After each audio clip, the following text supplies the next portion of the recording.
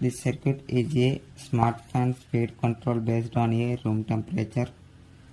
The components are Arduino Uno brain of the system, LM35 sensor, LM35 temperature sensor, LCD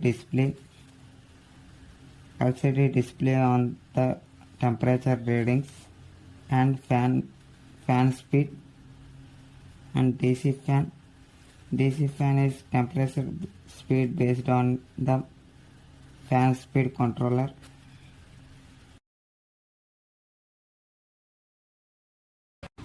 Connections.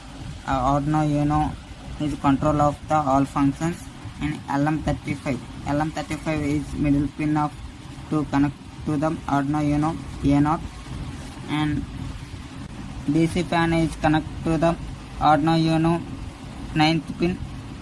Another pin is ground. LCD display. The first pin is ground to Arduino Uno to ground, and VDD to connect to the Arduino Uno 5 voltage pin, and LCD V0 to connect to the Arduino Uno is digital pin is 12. RW is ground, and E is enable is Arduino Uno 11. LCD D4 to D7 is connected to the Arduino Uno is 5 to 2.